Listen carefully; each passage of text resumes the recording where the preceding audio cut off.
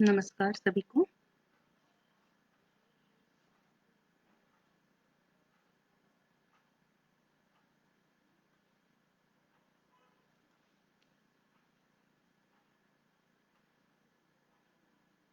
क्या मेरी आवाज़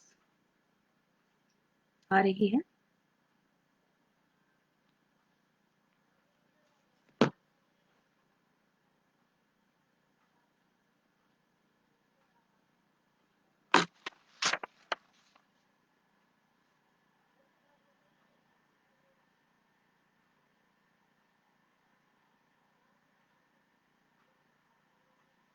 नमस्ते, गुड इवनिंग प्रमोद। अगर मेरी आवाज़ ठीक से आ रही है तो बता दें तो मैं शुरू करूँ। जी, शुक्रिया प्रमोद। नमस्कार। सहशिक्षा साहचर्य के पटल पर मैं ऋतुवासिनी गुप्ता आज आपके समक्ष नारी संबंधी दृष्टि और यशपाल विषय पर अपने विचार प्रस्तुत करने के लिए उपस्थित हूँ। जी, नमस्कार सर। नमस्कार। सबसे पहले मैं इस पटल के संयोजक डॉक्टर भारतेंदु मिश्र सर का हार्दिक आभार व्यक्त करती हूँ, जिन्होंने मुझे इस मंच के द्वारा आज अपने विचार प्रस्तुत करने का यह सुअवसर प्रदान किया। साथ ही doctor Namdev sir, associate professor Kirori Mal college sir का भी हार्दिक आभार, जिनके सहयोग से ये कार्यक्रम आज संभव हो पाया। बहुत बहुत धन्यवाद सर। भारतीय साहित्यकारों ने स्त्री समस्याओं को लेकर बहुत कुछ लिखा है, लेकिन स्त्री की स्वतंत्रता, समानता, संघर्ष और उस पर होने वाले अनगिनत अत्याचारों पर जितनी दृढ़ता के साथ यशपाल ने लिखा है, उतना किसी और ने नहीं। वे अपने उपन्यासों में नारी प्रश्नों पर पूरी गंभीरता के साथ विचार व्यक्त करते हैं। नारी के सामाजिक, राजनीतिक, धार्मिक, आर्थिक, पारिवारिक एवं दाम्पत्य संबंधी तमाम समस्याओं को बड़ी गहराई के साथ प्रस्तुत करते हैं। उन्होंने स्त्री पुरुष में स्थापित किसी भी प्रकार के संबंध को अत्यधिक महत्व दिया है। सामाजिक जीवन में वो दोनों की भूमिका को महत्वपूर्ण मानते हैं और जीवन के विकास और प्रगति में समान महत्व देखते हैं। यशपाल ने पुरुष प्रधान समाज व्यवस्था में पुरुष के स्त्री के प्रति व्यवहार एवं आचरण की कड़ी आलोचना की है।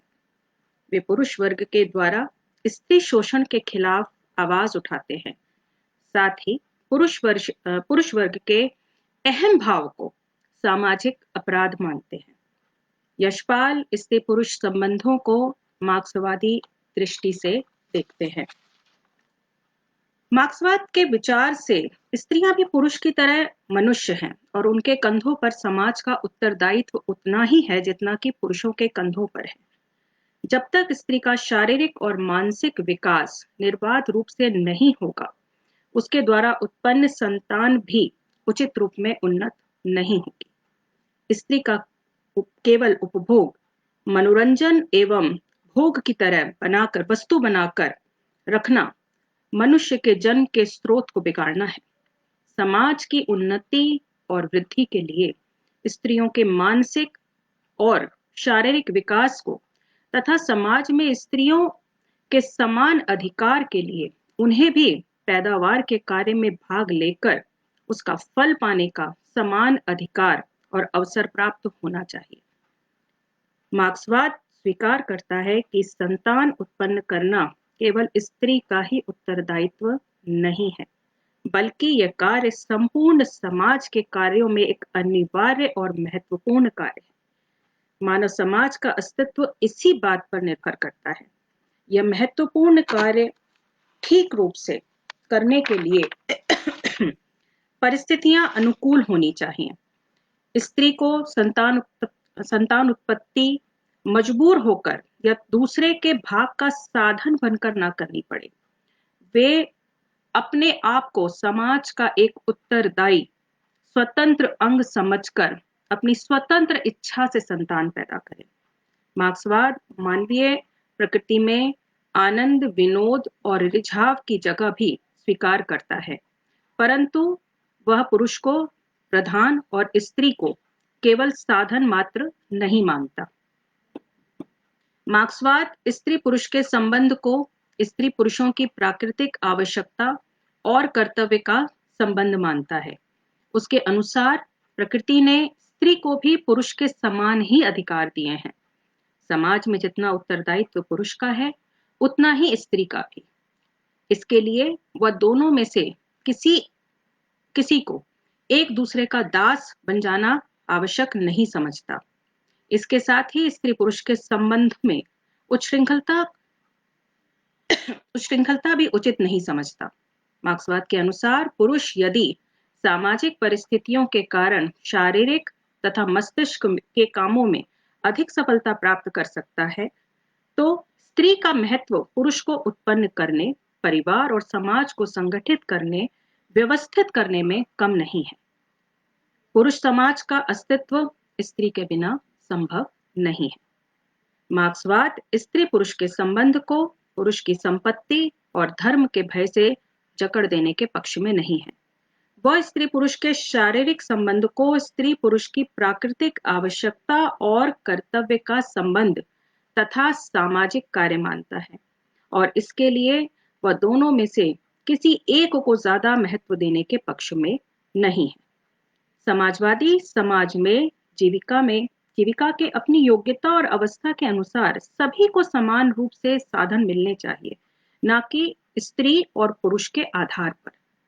अगर ऐसी व्यवस्था स्थापित हो जाती है तो जीविका के लिए समाज में स्त्री को व्यभिचार से जीविका कमाने की आवश्यकता ही नहीं होगी। समाजवाद स्त्री को पुरुष के समान राजनीतिक, सामाजिक, आर्थिक अवसर देने का समर्थक है। यह व्यवस्था स्त्री को पुरुष के समान समाज का अनिवार्य एवं महत्वपूर्ण अंग मानती है। आधुनिक स्त्री परंपरागत सामाजिक मान्यताओं को ठुकरा चुकी है। उसके गुण और धर्म बदल गए हैं। वह जिन आदर्शों पर गर्व करती है, मरती है, मिटती है, उन्हें अब खोखला और निरर्थक मानने लगी है। आधुनिक स्त्री अपने जीवन का लक्ष्य केवल पति सेवा और उससे और अधिक संतानों की मां बनना नहीं मानती। वह आत्मनिर्भर है, स्वतंत्र है, अपने व्यक्तित्व की सार्थकता भी चाहती है। उचित और अनुचित, संगत असंगत विचार की परिभाषा समयानुसार बदलती रहती है। जो कल अनुचित और असंगत था, वो आज की परिस्थिति के अनुसार उचित और संगत भी हो सकता है। मनुष्य की परिस्थितियां, उसके ज्ञान और विचार कभी एक से नहीं रहते।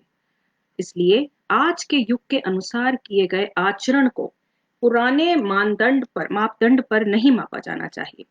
स्त्री को उचित अनुचित का निर्णय लेने में पूर्ण रूपेण अधिकार और स्वतंत्रता मिलनी ही चाहिए।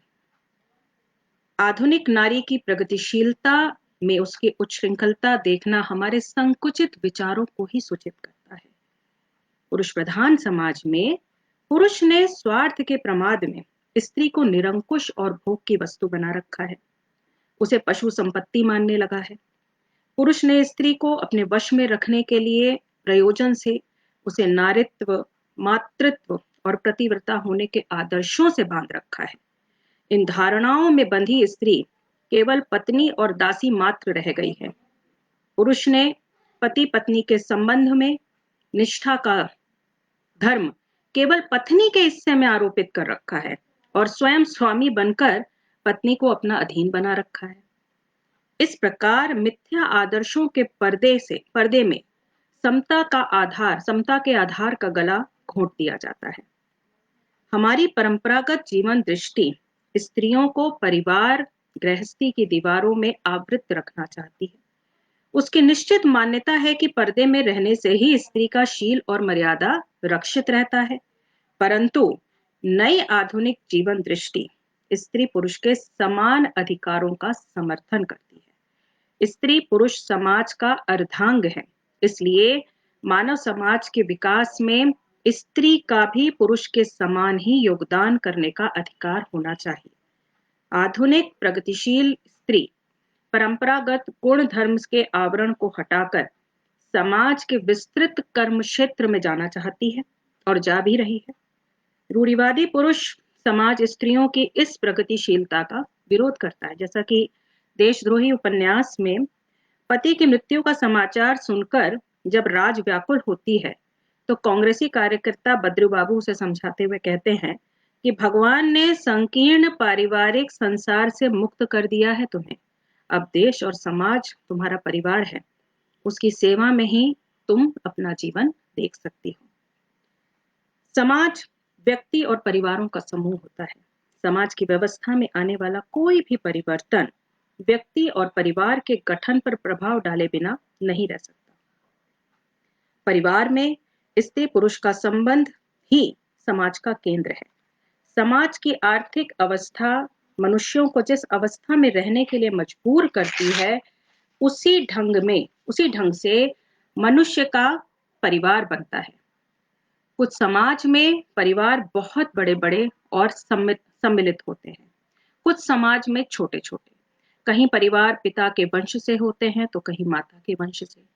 स्त्री समाज की उत्पत्ति का स्रोत है, परंतु इसके साथ ही एक तरह से शारीरिक रूप से पुरुष से कमजोर भी है। इन सभी बातों का प्रभाव समाज में स्त्री पुरुष के संबंधों पर भी अवश्य पड़ने लगता है।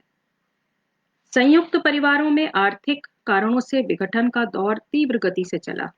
परिवारों का स्वरूप और उसकी व्यवस्था पति पत्नी और उसके संतान तक की सीमित रह गया। सीमित परिवारों में भी पति पत्नी के स्थान, कर्तव्य, पत्नी का पति पर आश्रित होना और उस प्रकार से नहीं रह गया, जैसा कि शताब्दी के तीसरे दशक के पूर्व में हुआ करता था। हमारे समाज की स्वीकृत आदर्श मान्यताओं के अनुसार दाम्पत्य संबंधों का मुख्य प्रयोजन था संतान उत्पत्ति, वंश की रक्षा। पर बदलते सामाजिक परिवेश में ये मान्यताएं भी धीरे-धीरे बदली। अब पति पत्नी के कर्तव्य और अधिकारों में आदर्श के स्थान पर जीवन के यथार्थ ने अधिकार लिया है। परिवार और संबंधों की नई धारणाएं, पति का स्थान कर्ता स्वामी नहीं रह गया है सिर्फ। अब बेटियां और पत्नियां भी तंत्री, मंत्री, राजदूत, इंजीनियर, डॉक्टर, प्रोफेसर आदि उच्च पदों पर पहुंच चुकी हैं। लगी हैं ये तो नहीं कहूंगी, लेकिन पहुंच चुकी हैं। अब इस बात की आवश्यकता नहीं रह गई है कि होश संभालते ही बेटी को किसी सम्मानित और समृद्ध परिवार में वंश रक्षा का भार उठाने के लिए उसे विवाह करके उसे विदा कर दिया जाए। स्त्री के जीवन में नई व्यवस्था कल्पनाओं ने बहुत बड़ा प्रभाव डाला है। अब वह जीवन के हर क्षेत्र में पुरुष के समकक्ष दिखाई पड़ती है और समाज में व्यक्ति पत्नी को वो सभी अधिकार देने के लिए विवश है जो सिर्फ पहले पति के लिए ही सुलभ हुआ करते थे। पति पत्नी के संबंध में हमारी जो पुरानी मान्यताएं हैं वो एक नए बदलाव की ओर दृष्टिगत होती है। स्त्री पुरुष के प्रेम संबंधों या दाम्पत्य संबंधों को यशपाल जी ने अनेक कोणों से देखा है।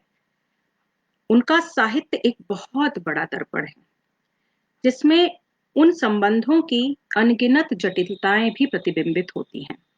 प्रायः उनमें से अधिकांश का समाधान लेखक के यहाँ मौजूद है। यशपाल की ये खासियत है कि उन्होंने अगर समस्याएं दिखाई हैं तो उसका समाधान भी वो प्रस्तुत करते हैं।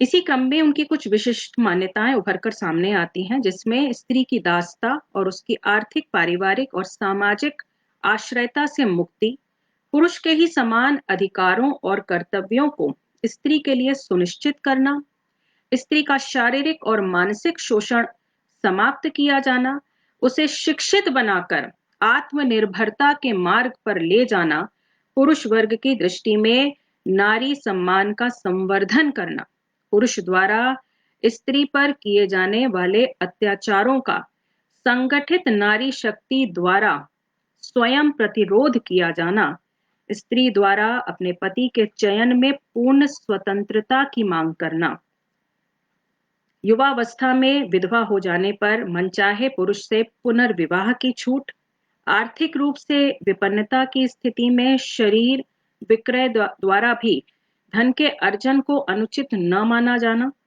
संतान उत्पत्ति में अक्षम पति का साथ छोड़ने की स्वतंत्रता अथवा ऐसी स्थिति में किसी अन्य पुरुष से संसर्ग उत्पन्न कर संतान को सामाजिक मान्यता का प्राप्त होना, दहेज प्रथा का संपूर्ण उन्मूलन, प्रेम विवाह को प्रोत्साहन, अधिक संतान की स्थिति में संतति निरोध के उपायों की छूट, आजीविका कमाने के क्षेत्र में पुरुष के समान अवसर दिया जाना तथा स्त्री पुरुष संबंध विषयक समस्याएं आदि अनेक ज्वलंत प्रश्न समाहित हैं यशपाल के साहित्य में।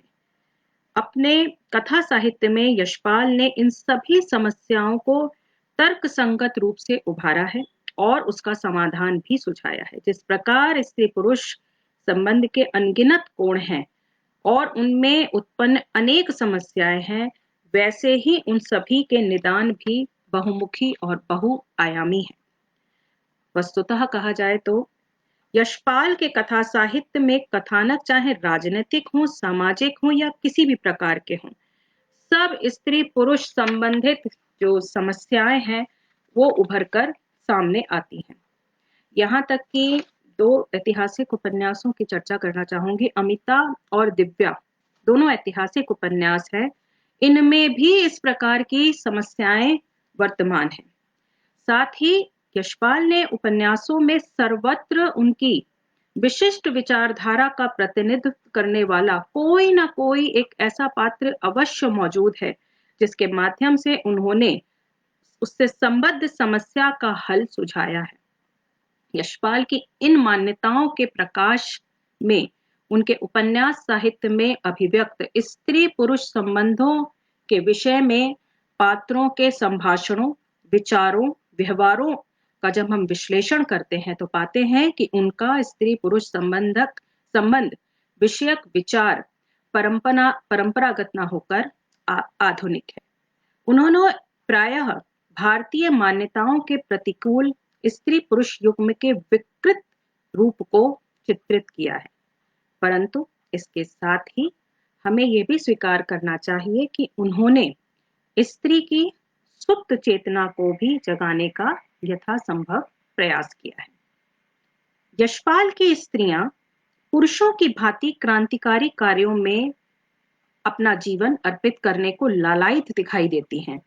उनके हृदय में उनकी समाज में स्थिति के प्रति आक्रोश का भाव दिखाई पड़ता है। वे प्रवंचना, शोषण, आडंबर, रूढ़िवादिता, आर्थिक सामाजिक पराधीनता के दुष्चक्र को तोड़कर स्वावलंबन के मार्ग पर चलने के लिए व्याकुल होती है। दादा कॉमरेड की यशोदा, देशद्रोही की चंदा, मनुष्य के रूप की सोमा, झूठा सच की तारा, ऐसे कई स्त्री पात्र हैं जिन्होंने जो घर गृहस्थी के बोझ से दबी हुई थी, लेकिन बाद में आत्मचिंतन द्वारा पारिवारिक जो भी समस्याएं थी उनको तोड़कर वह विरोध करते हुए अपने नए मार्ग को अपनाती हैं, नई ओर अग्रसर होती हैं। विवाह बंधन से रहित उन्मुक्त स्त्री पुरुष के शारीरिक संबंधों की सशक्त वकालत के लिए क्यों फंसे उपन्यास में एक स्वतंत्र रूप से उन्होंने ये रचना प्रस्तुत की है। देश की बढ़ती आबादी को रोकने के लिए, संतति नियमन के लिए वे इसे आदर्श मानते हैं। उनकी दृष्टि में वह प्रेम या विवाह जिसमें नारी संपत्ति या यौन भोग की वस्तु समझी जाती है, पुरुष वर्ग के अहंकार का, अन्याय का द्योतक है। विवाह स्त्री को परतंत्र, शोषित, परोपजीवी और विवश बना देता है। अगर बनाता है, उन्होंने कई स्थानों पर यह प्रश्न उठाया है कि संतान उत्पत्ति और उसके पालन पोषण की जिम्मेदारी का बोझ अकेले स्त्री ही क्यों ढोए, जबकि पुरुष का भी इसमें समान दायित्व होता है। तथाकथित अवैध संबंध से उत्पन्न संतान की जिम्मेदारी क्या अकेले स्त्री की होती है, पुरुष की नहीं? सवाल करते हैं। फिर पुरुष क्यों छूट कर निकलता है और स्त्री लांछित हो जाती है, अपमानित होती रहती है और कभी-कभी आत्महत्या की सीमा का कष्ट झेलने के लिए भी वह बाध्य हो जाती है।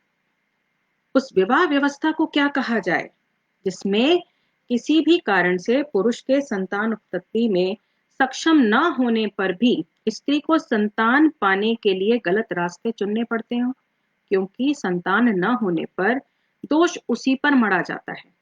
ऐसे ही अनेक मुद्दों को विषय बनाकर यशपाल ने विवाह संस्था के प्रबल विरोधी हो गए।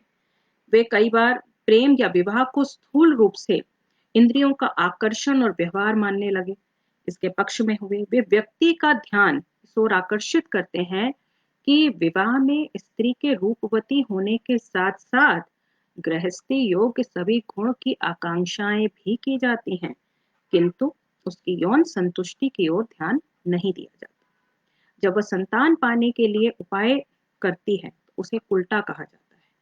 यहाँ यशपाल कहते हैं कि यदि पति में काम तृप्ति का सामर्थ्य नहीं है तो विवाह का कोई अर्थ नहीं है और उसे तोड़ देना ही उचित होता है। ऐसे ही अनेक प्रश्नों को यशपाल ने विवाह व्यवस्था को निरर्थक साबित किया, पर अपने उपन्यासों में वे इसी स्त्री की गुलामी, उनकी जंजीरें, गुलामी की जो जंजीर है, पुरुष के अधिकार का प्रमाण पत्र, शोषण का लाइसेंस तथा स्त्री को अपनी चीज और खूंटे से बांधने वाला पशु या साधन कहना आदि की संज्ञा देकर इस व्यवस्था के विरुद्ध अपना आक्रोश बार बार व्यक्त किया है। स्त्री की इस स्थिति के मूल में जहां वे धार्मिक एवं सामाजिक व्यवस्था संबंधी मान्यताओं को उत्तरदायी मानते हैं, वहीं वे उसकी आर्थिक पराधीनता, अशिक्षा, अधिकारों के प्रति सजगता का अभाव, पराश्रय में रहने की मानसिकता, सब कुछ सहकर भी विद्रोह न करने की प्रवृत्ति, जागृति के प्रति उदासीनता और एकबद्ध न होने की विवशता आदि को भी जिम्मेदार मानते हैं। प्रेम या विवाह में किसी प्रकार की आध्यात्मिकता या दिव्यता का लेश इसे यशपाल बिल्कुल स्वीकार करने को तैयार नहीं होते। इतना ही नहीं, उनके अनुसार स्त्री का अपना स्वतंत्र व्यक्तित्व है। वे स्त्रियों को आर्थिक व सामाजिक रूप से आत्मनिर्भर देखना चाहते हैं। वे पुरुष के समान अधिकारों से उसे संपन्न करना चाहते हैं। भारतीय स्त्री की मुक्ति के लिए यशपाल सर्वप्रथम पुरुष की स्त्री विषयक रूढ़ अवधारणा को बदलना चाहते हैं। उनके विचार में समाज में विकास के अवसरों और अधिकारों की समानता ही स्त्री की सच्ची मुक्ति है। दासता, असमानता, विभिन्नता प्रकार के समस्त बंधन आदि से पुरुष मुक्त हो सकता है, तो स्त्री को भी यह अधिकार मिलना ही चाहिए। परिवार में स्त्री पुरुष की समानता तथा संयुक्त उत्तरदायित्व की भावना आज के युग की सबसे बड़ी आवश्यकता बन चुकी है। परंतु पुरुष की रूढ़िवादिता, परंपरागत सोच ने इस भावना को अभी भी सबसे अधिक रोक रखा है, जिसके कारण आज भी स्त्रियों को अनेक समस्याओं का सामना करना पड़ता है। आजकल हम एक तस्वीर बड़ी आ रही है फेसबुक पर कि महिला डीएम जो है अपनी 1 महीने की पुत्री को जो लेकर ऑफिस में मातृत्व की जिम्मेदारी को निभा रही हैं। हम इसे देखकर बहुत भाव विभोर होते हैं। देख रहे हैं कि स्त्री अपनी नैतिक जिम्मेदारी को किस तरह से निभा रही है, जो कि एक संतान के लिए आवश्यक है। लेकिन कई बार मन में सवाल आते हैं कि अगर वो उसे छोड़ के जाए तो उसका उत्तरदायित्व कौन निभा सकता है, किसके ऊपर छोड़ के जाए। ये समस्याएं हमारे साथ भी आई हैं। आगे बात करते हैं। यशपाल अपने उपन्यासों में सर्वत्र स्त्री और पुरुष की समानता की बात उठाते हैं। उनका मानना है कि जब तक स्त्रियों को समाज में पुरुष के समान अधिकार और स्वतंत्रता प्राप्त नहीं होती, तब तक उनका यथोचित विकास कदापि संभव नहीं हो सकता। यही कारण है कि यशपाल विभिन्न प्रकार की पुरातन मान्यताओं, परंपराओं और मूल्यों को तोड़ते हुए स्त्रियों के अधिकार के लिए नए मूल्य और मापदंडों का निर्माण करते हैं।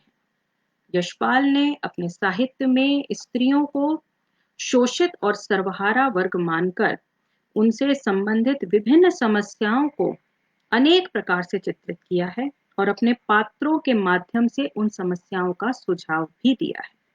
यदि इन समस्याओं को स्थूल रूप से अगर सूचीबद्ध करके देखा जाए तो उन्होंने कुछ समस्याओं को उभारा है, जैसे स्त्री पुरुष समान स्वतंत्रता की समस्या, परिवार में समानता की समस्या, शारीरिक पवित्रता की समस्या, विवाह प्रथा की समस्या, संतान पालन की समस्या। समाज में स्त्रियों की मुक्ति के लिए सर्वप्रथम पुरुष की स्त्री विषयक रूढ़ धारणा को बदलने की आवश्यकता यशपाल समझते हैं। उनके विचार से समाज के विकास के अवसरों और अधिकारों की समानता ही स्त्री की सच्ची मुक्ति है।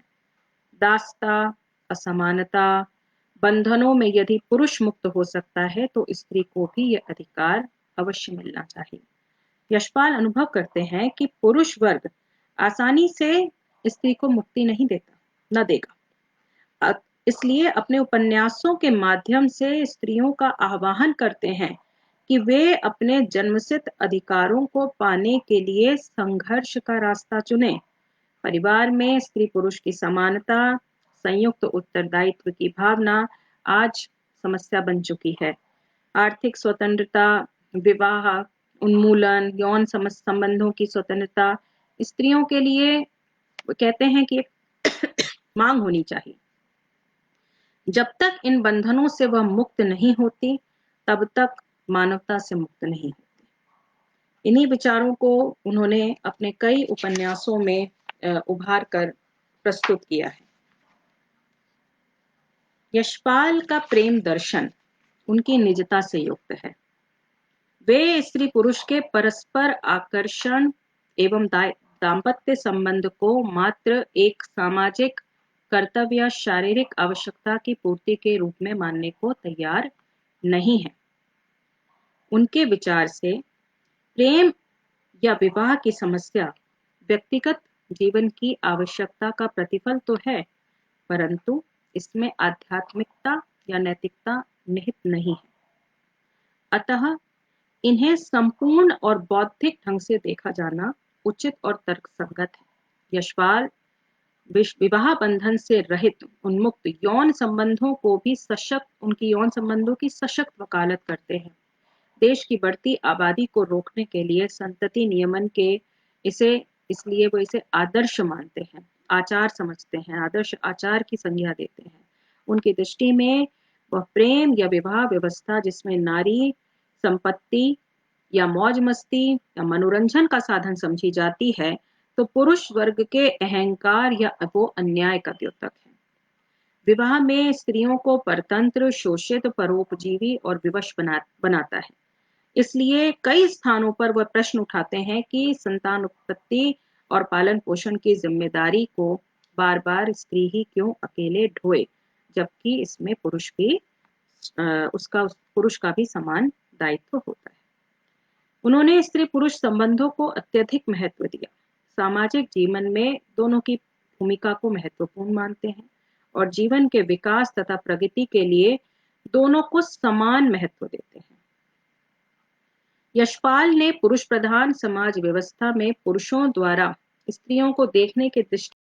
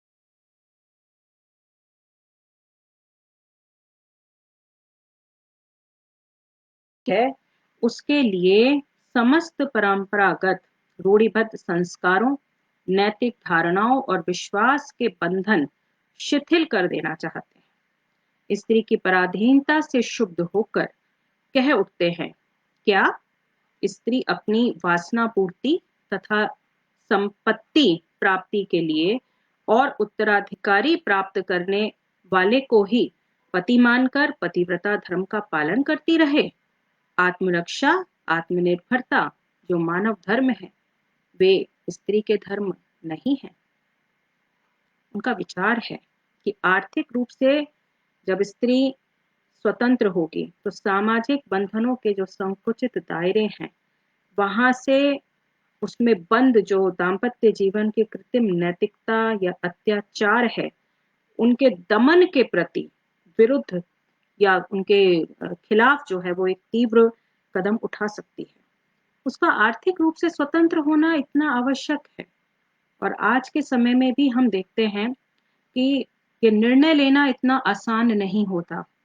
जो समाज का जो दायरा है, जो समाज का दबाव है, वो कहीं ना कहीं एक नैतिकता का पर्याय बनकर स्त्री को दबाता रहता है। इसलिए ये बहुत जरूरी है कि स्त्रियां, मैं आगे एक घटना अभी जो 2-4 दिन पहले ही एक महिला से मेरी बात हुई, उसकी मैं चर्चा आगे करूंगी। तो इसलिए आर्थिक रूप से स्वतंत्र होना किस प्रकार कारगर साबित हो सकता है? वह अपने व्यक्तित्व की आहुति नहीं देगी अगर वह आर्थिक रूप से स्वतंत्र है, बल्कि समाज की प्रगति में वह सहायक सिद्ध होती है। वे स्त्रियों को आर्थिक रूप से ही नहीं, बल्कि आत्मनिर्भर और स्वतंत्र रूप से देखने के पक्षपाती हैं। उनके विचार में अमीर श्रेणी की स्त्रियों को धन की कमी न होने पर भी व्यक्तिगत स्वतंत्रता प्राप्त नहीं होती है। अमीर श्रेणी की स्त्रियां पुरुषों के मन बहलाव और संतान उत्पन्न करने के अतिरिक्त कुछ नहीं करती। इस समाज की स्त्रियां यदि छतरी और बटुआ हाथ में लेकर मनमानी साड़ियां और जेवर खरीदने की स्वतंत्रता पा जाती हैं तो वो अपने आप को स्वतंत्र समझती हैं। परंतु स्वतंत्रता से अपना घर बसाना चाहें, स्वतंत्रता से संतान पैदा करना चाहें, क्या वे कर सकती हैं? वे नारी की स्वतंत्रता नहीं, पराधीनता है। उसे आर्थिक रूप से आत्मनिर्भर रहने के साथ साथ अन्य अधिकार भी प्राप्त होने ही चाहिए। उन्हें आत्मनिर्णय का भी अधिकार प्राप्त होना चाहिए। यशपाल की दृष्टि में स्त्री की स्वतंत्रता देने का अभिप्राय ये नहीं है कि नारीत्व का दुरुपयोग किया जाए, बल्कि स्त्री में स्वयं इतना साहस और बुद्धि होनी चाहिए कि वह उचित और अनुचित का निर्णय ले सके। साथ ही उसे प्रेम करने का भी पूरा अधिकार और स्वतंत्रता होनी चाहिए। पुरुष स्त्री को स्वयं प्रेम करने का अधिकार नहीं देना चाहता। इसका अर्थ है कि हमारा समाज स्त्री पुरुष के प्रेम में विश्वास नहीं करता। जो समाज को स्वतः प्रेम करने का अधिकार नहीं देना चाहता, वह स्त्री को सामंती युग की तरह केवल भोग और उपयोग की वस्तु समझता है। इसलिए लेखक स्त्रियों को केवल भोग और उपयोग की वस्तु नहीं बनाना चाहते हैं, उसे समान अधिकार, समान दर्जा दिलाकर मार्क्सवाद की भांति समाज का एक महत्वपूर्ण अंग बनाना चाहते हैं।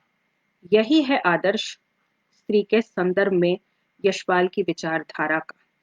यशपाल नहीं चाहते कि स्त्री को देवी या माता का स्थान देकर किसी ग्रह के मंदिर में प्रतिष्ठित कर दिया जाए, जिससे कि मंदिर का मालिक पुजारी पुरुष उस पर अपना अधिकार और शासन चलाता रहे। जहां वो प्रतिष्ठा पा रही है, सम्मान दिया जा रहा है, दर्जा दिया जा रहा है, लेकिन शासन किसी और का चल रहा है। स्त्री पुरुष संबंधी स्वतंत्रता और समान अधिकार की बात यशपाल रूस की समाजवादी दृष्टि से करते हुए कहते हैं कि यहाँ पुरुष के लिए प्राप्त सभी अवसर स्त्री के लिए भी सुलभ हैं। जैसे पुरुष बाप बनने के साथ ही प्रोफेसर, इंजीनियर और डॉक्टर बन सकते हैं, वैसे ही रूस में नारी माँ बनने के साथ ही समाज के एक व्यक्ति होने के नाते समाज का महत्वपूर्ण अंग बन सकती है। यहाँ स्त्रियों को केवल चौके और बिस्तर के लिए उपयोगी बनाकर सुरक्षित नहीं किया जाता। स्त्री की स्वतंत्रता और यशपाल ने स्त्री के आदर्श सती रूप की कल्पना करना उसे व्यर्थ समझते हैं। उनकी दृष्टि में सती प्रथा अत्याचार, अन्याय का प्रतीक है। इसलिए वे कहते हैं कि मैं आज पति के वियोग में पत्नी के चितारोहण में सौंदर्य नहीं, विभीषिका का अनुभव करता हूँ। मैं उसे मैं उस आदर्श को सुंदर बनाने का प्रयत्न नहीं कर सकता। मैं अतीत में भी किसी पति को पत्नी के वियोग में चिता पर चढ़ने के लिए व्याकुल होने के उदाहरण नहीं देख पाता।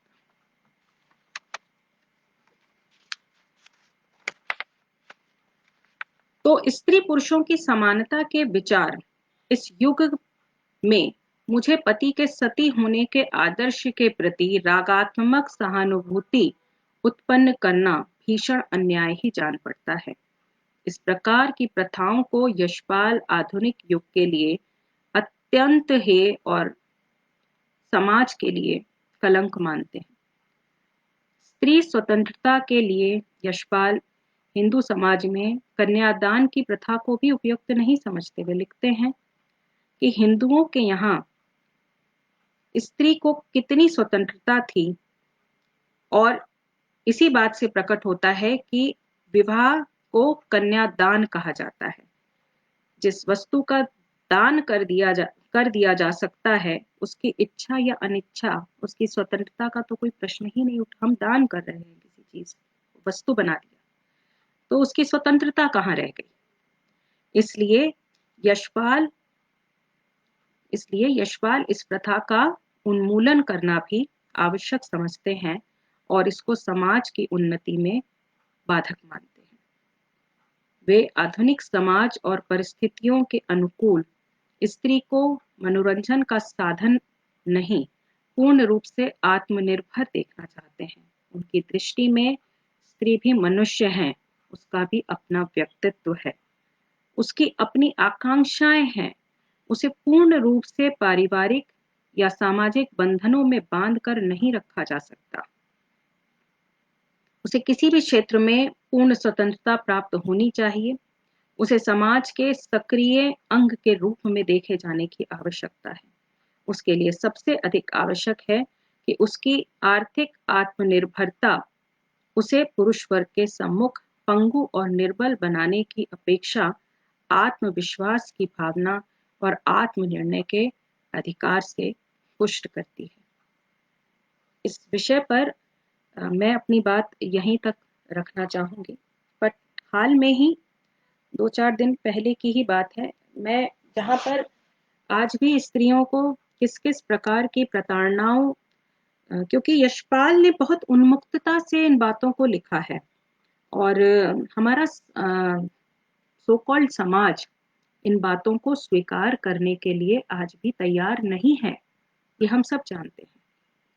तो मैं एक महिला से अभी मिली और बात हुई, बहुत कम उम्र की मुझे लग रही थी। तो किसी काम से मैं गई हुई थी और मैंने पूछा उनसे कि आप विवाहित हैं? तो उन्होंने पहले तो दो टूक नज़र से मुझे देखा और कहा कि आपको देखकर मैं शायद मैं अपनी बात कह जाऊं।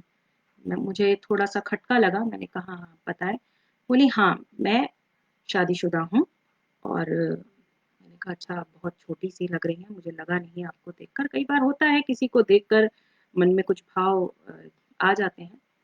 तो मैंने कहा अच्छा ठीक है, बहुत अच्छी बात है।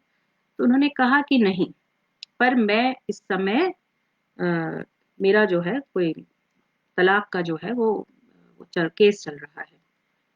तो क्योंकि किसी के व्यक्तिगत मामले में इस तरह से बोलना मुझे अनुचित लग रहा था, लेकिन पता नहीं क्यों वो अपनी बात कह गई। उन्होंने कहा कि मेरी 4 या 5 साल की बेटी है और मैंने बहुत दुख झेला। अब वो क्या था, वो बात भी मुझे बता गई।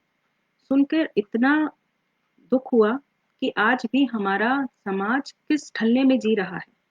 उन्होंने कहा कि जब वो मात्र 20-21 साल की या 23 साल की होंगी, तो माता पिता ने उनकी इच्छा के विरुद्ध उनकी शादी की और एक ऐसे व्यक्ति से शादी की जिसको वो कहीं भी एक पसंद नापसंद का सवाल नहीं खड़ा होता महिलाओं के लिए, स्त्रियों के लिए, लड़कियों के लिए। और वो विवाह हुआ और उस विवाह के बाद उनके साथ कई प्रकार के शारीरिक, मानसिक शोषण किए जा रहे थे। लगातार वो इसकी शिकायत कर रही हैं, लेकिन कोई कदम नहीं उठाया जा रहा था। इन्हीं सब के बीच उनको एक पुत्री प्राप्त होती है, एक पुत्री होती है और बाद में पता चला कि जब वो कहते-कहते थोड़ी भावुक हो गई, अभी भी मुझे उनकी वो बात याद आती है तो मैं बहुत ही खुद भी सहम जाती हूँ कि कैसे उन्होंने ये तकलीफ और दर्द सहा होगा। ये बहुत आम बातें हैं, हमें सुनने में ऐसा लगेगा, आप भी समझेंगे कि बहुत नॉर्मल सा कोई मैं किस्सा सुना रही हूँ, पर नहीं। उन्होंने कहा कि जब बेटी 1 डेढ़ साल की ही थी, 2 से ढाई हुई, 3, साढ़े 3, 4, 4 साढ़े 4 तक साल तक वो आदमी, उनका पति नशा करता था, सिगरेट पीता था और सिगरेट पीने के बाद जो जो पीछे होता है, जो जलता रहता है, उससे वो दागता था। महिला को तो दागता ही था, पुत्री को भी दागता था। अब मन में मेरे प्रश्न उठ रहा था कि वो दागना किस लिए था? कि वो एक पुत्री थी या उसने पुत्री को जन्म दिया? ये दोनों का अपराध था या किसका अपराध था? या लड़की का अपराध था कि उसके माता-पिता ने ऐसे पुरुष के साथ उसे ब्याया? मैंने पूछा, मैंने कहा कि क्या उनके उनके माता-पिता नहीं हैं? बोले माँ है। मैंने कहा आपने कभी उनसे कहा नहीं ये बात? उन्होंने कहा। उन्होंने कहा कि तुम्हारी ही गलती होगी। अब आप कल्पना करके देखिए कि ये कितनी बड़ी समस्या है कि जिसके लिए एक स्त्री घर में रहते हुए भी प्रतिरोध नहीं कर पाती। कैसे उसने सहा होगा उस पीड़ा को, अपने ऊपर तो वो जो सह गई, लेकिन अपनी संतान के ऊपर इस पीड़ा को अक्सर माता-पिता, मैं इसमें ये नहीं कहूँगी कि सिर्फ माँ, ये दोनों का है, दोनों की संतति है। तो दोनों को ही वो पीड़ा सहनी पड़ती है। तो उसने कैसे सहा और 4 साढ़े 4 साल की शायद 4 साल की बेटी हुई है। उसके बाद उसने विद्रोह करना शुरू किया और विद्रोह ऐसा किया, उसने अपनी कॉलेज लाइफ में कुछ काम वगैरह सीखा था और उसी काम से वो धीरे-धीरे जुड़ने लगी और बोली कि कभी मैंने सोचा नहीं था। सोचिए कि एक लड़की के अंदर किस तरह की भावनाएँ होती हैं कि उसके जीवन में आगे क्या-क्या होने वाला है। इस जीवन की कल्पना तो उसने कभी की ही नहीं होगी। लेकिन अपने ऊपर भोगा हुआ जो ये यथार्थ उसने झेला, उसने उसे कहीं न कहीं इस चीज़ के लिए तैयार कर दिया है कि वो अपनी बेटी के साथ कभी ऐसा नहीं होने देगी। कि अगर हम यशपाल की इन बातों को